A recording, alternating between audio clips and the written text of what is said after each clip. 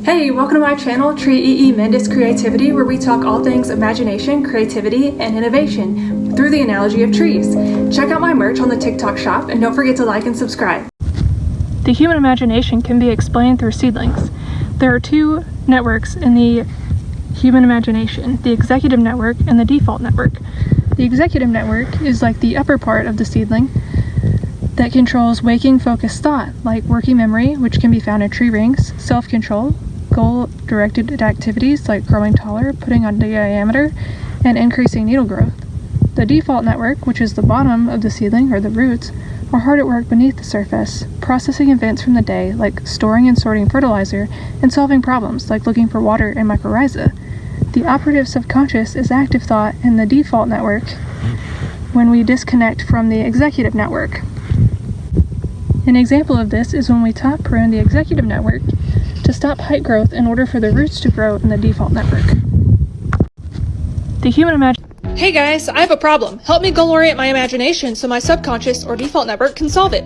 The first step is to clearly define the problem. These bag counts, or number of seedlings per bag, are inconsistent. We need to get the same number of seedlings per bag every time. This is a personally relevant and meaningful goal because I spend all year growing these trees and want to sell them correctly. Next, we'll do a root cause analysis on the problem. We need to find what the real underlying problem is that's causing the bag count inconsistencies.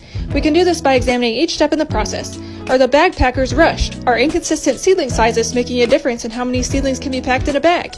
Is the pack line compatible with counting every seedling with certainty? We can also ask 3 questions. What happened? How did it happen? And why did it happen? We can keep asking why 5 times as a 5 why analysis. Why were bag counts inconsistent? Because we don't count each individual tree we put in a bag. Why don't we count each individual tree? Because it takes too long. Why does it take too long? Because we don't have a mechanized process. Why don't we have a mechanized process? Because nobody has come up with it yet. Why has nobody come up with it yet? Because we have limited engineering knowledge and resources. So our solution from the 5 whys is to bring an engineer to create a faster mechanized system that can count each individual tree to ensure consistent, accurate bag counts.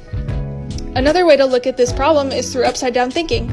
We need to define the problem from another perspective that is opposite in every facet. Like, what if we didn't have a pack line at all and bagged directly in the field based on bed footage and inventory instead of counting? Thanks for that. Hey guys. Uh-oh, you're a pine cone. Let's talk about your hindrances to creativity.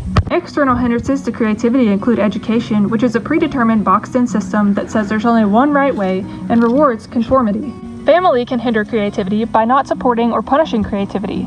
Families that live below the poverty line don't have time or resources to support creativity, and families that show favoritism towards one sibling can hinder the creativity in the other sibling. Organizational climate, or how it feels to work at a company, can hinder creativity through communication barriers and rigidity. Organizational leadership, like the branches, discourage creativity through a lack of vision and inability to create effective groups of pine cones. Limited resources, like needles, prevented employees or pine cones' ability to produce ideas, or seeds. Organization systems, or rules and regulations, limit employee autonomy and work to demotivate creative thinking, like how a tree's phloem regulates nutrients to decide the cone crop. Too much competition can cause people to lose motivation because only the top, most creative people stand a chance at winning. Internal hindrances to creativity, also known as self-sabotage, can be found within the pine cone. This can look like fear of failure or ridicule that prevents you from sharing ideas. It can also be found in perceptual barriers, like ingrained habits and routines sabotaging creativity, such as the idea that we've always done it this way that prevent you from finding new ways of doing things.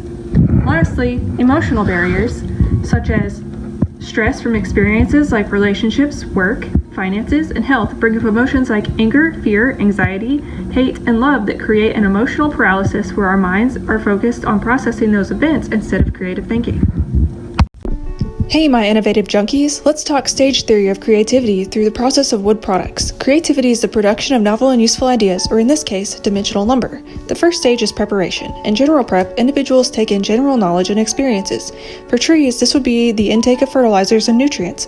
In directed prep, individuals select a personally relevant goal and study and research it. The next stage is incubation. Incubation is when an individual's default network is hard at work processing information in search of a solution. This would be when the trees are putting on diameter growth and roots are searching for water and nutrients to solve the problem of growing taller. The illumination stage is next. This is the aha moment when the subconscious finds a solution and sends it to the executive network.